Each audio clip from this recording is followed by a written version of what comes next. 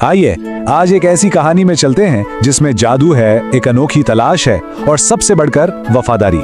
ये कहानी शुरू तो एक मामूली सी चोरी से होती है, एक शाही बाग से, लेकिन देखते ही देखते ये हिम्मत और किस्मत की एक अजीम दास्तान बन जाती है। हर चीज की शुरुआत एक सादा से सवाल से होती है, आखिर एक सुनहरी सेब की कीमत क्या हो सकती है?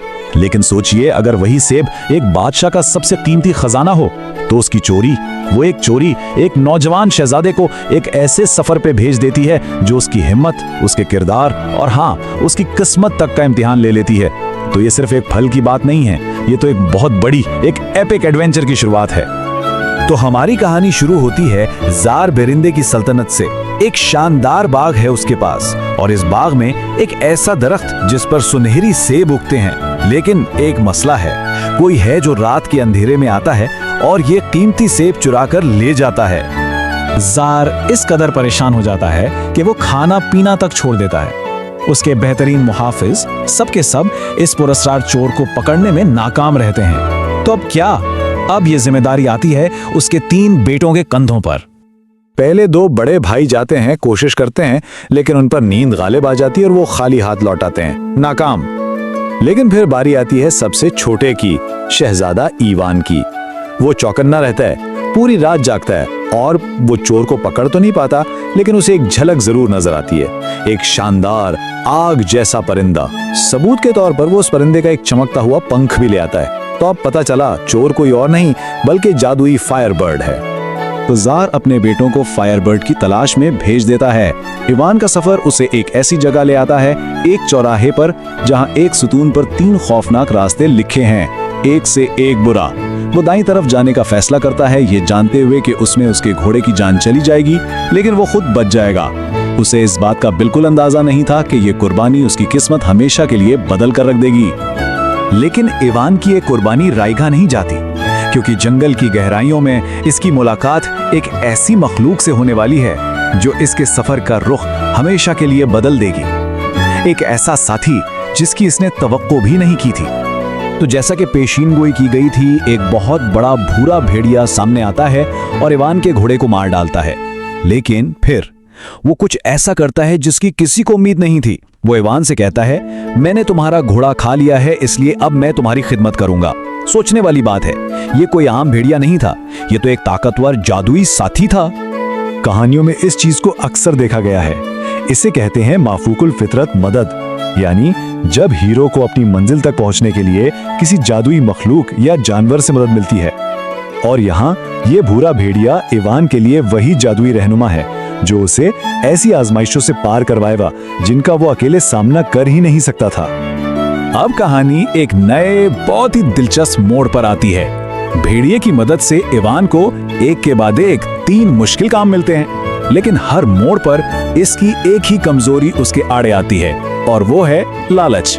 और हर बार बेचारे भेड़िए को ही उसे बचाना पड़ता है। सबसे पहले भेड़िया ईवान को जार अफरोन के किले तक ले जाता है, जहां फायरबर्ड कैद है। प्लान बहुत सीधा साधा है और हिदायत बिल्कुल साफ। परिंदे को पकड़ो, लेकिन उसके कीमती पंजेरे को हाथ मत लगाना। लेकिन यहाँ ईवान की इंसानी कमजोरी जीत जाती है। वो उस चमकते हुए सुनहरे पिंजरे के लालच में आ ही जाता है, और जैसे ही वो उसे छूता है, बस खतरे की घंटियां बज उठती हैं और उससे फौरन पकड़ लिया जाता है। तो इसकी गलती की सजा क्या मिलती है? एक और पहले से भी ज्यादा मुश्किल काम। अब अगर फायरबर्ड चाहिए तो उसे एक दूसरे बादशाह जार कुज़मान से एक अफसानवी घोड़ा चुराना होगा। मतलब मिशन और भी पेचीदा हो गया है। भेड़िया एक बार फिर एवन की मदद करता है, उसे जार कुज़मान के स्तबल तक ले जाता है, और एक बार फिर वार्निंग बिल्कुल वैसी ही है, घोड़े को ले आओ, लेकिन उसकी कीमती सुनहरी लगाम को हाथ मत लगाना। ऐसा लग रहा है जैसे तारीख खुद को दोहरा रही है। और एक बार फिर ईवान नाकाम हो जाता है। हीरो से जुड़ी हुई लगाम का लालच उस पर हावी हो जाता है, फिर से पकड़ा जाता है, और अब इसे अपनी आजादी के बदले जार दिलमुझ से खूबसूरत शहजादी हेलेन को अगवा करना है। मतलब एक गलती, फिर दूसरी, और अब तीसरा सबसे मुश्किल काम। इस मौके पर भेड़िया कहता है, बस बहुत हुआ। अब वो मामलात अपने हाथ में ले लेता है। वो जानता है कि ईवान की कमजोरियों पर भरोसा नहीं किया जा सकता, इसलिए वो एक जबरदस्त प्लान बनाता है।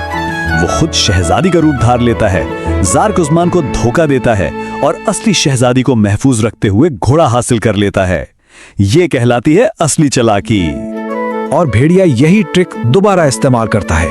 इस बार वो सुनहरी एयाल वाले घोड़े का रूप लेकर जार अफरून को धोखा देता है और आखिरकार इवान के पास तीनों इनामात आ जाते हैं, फायरबर्ड, घोड़ा और शहजादी। सारे काम पूरे हो गए, लेकिन इस सब का सहरा जाता है भेड़िए की जहानत को। कामयाबी के साथ इवान अब घर की तरफ रवाना होता है। लगता है कि अब सब ठीक हो गया है, लेकिन सबसे बड़ा खतरा तो अभी बाकी था। और ये खतरा किसी दूर दराज के बादशाह से नहीं, बल्कि उसके अपने ही खून, उसके अपने भाइयों से आने वाला था। पता के बिल्कुल करीब पहुंचकर ऐवान के हसद करने वाले भाई उसे सोता हुआ पाते हैं। वो उसकी कामयाबी से जल रहे थे। उन्होंने इसे बेरहमी से कत्ल कर दिया, उसके सारे इनामात चुरा लिए और शहजादी को धमकी दी कि वो अपना मुंह बंद रखे। कितना बुरा धोखा था। लेकिन वफादार भेड़िया वो उसे कभी नहीं छोड़ता। वो वापस आता है और एक कौवे को मजबूर करता है कि वो 2 तरह का जादुई पानी लाए, जिंदगी का पानी और शिफा का पानी। इन ताकतवर पानियों से वो पहले ऐवान के जख्मों को भरता है और फिर उसे मौत के मुंह से वापस ले आता है। ये तो एक सच्चा मौजिज़ा था। दोबारा जिंदा होने के बाद अब इवान को सिर्फ एक चीज चाहिए, इंसाफ। और एक बार फिर भूरा भेड़िया उसकी रहनुमाई के लिए मौजूद है, इस बात को यकीनी बनाने के लिए कि धोखे की सजा मिले और सच सबके सामने आए। तो भेड़िया इवान को सब कुछ साफ साफ बता देता है कि उसके साथ क्या हुआ था। यही अल्फाज थे जिन्होंने इवान को इंतकाम के लिए खड़ा कर दिया, और यहीं से कहानी अपने अंजाम की तरफ बढ़ने लगी। इंसाफ बहुत तेजी से और कहना पड़ेगा बहुत बेरहमी से किया जाता है। भेड़िया इन धोखेबाज भाइयों का पीछा करता है और उन पर जरा सा भी रहम नहीं खाता। वो उन्हें टुकड़े टुकड़े कर देता है, इस बात को यकीनी बनाते हुए कि वो अपने गुनाह का फायदा कभी ना उठा सकें। अब इवान एक हीरो की तरह घर वापस आता है।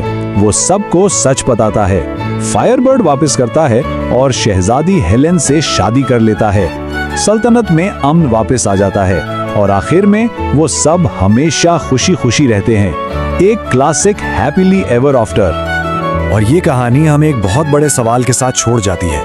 आखिर ये भूरा भेड़िया था कौन? क्या वो सिर्फ एक वफादार दोस्त था जो जरूरत के वक्त इवान की मदद करने आ गया, या फिर वो किस्मत की एक ताकत थी जिसे इसलिए भेजा गया था कि हर चीज अपनी सही जगह पर आ जाए? ये एक ऐसा सवाल है जो इस जादुई कहानी के खत्म होने के बहुत देर बाद तक भी हमारे जहनों में गूंजता रहता है।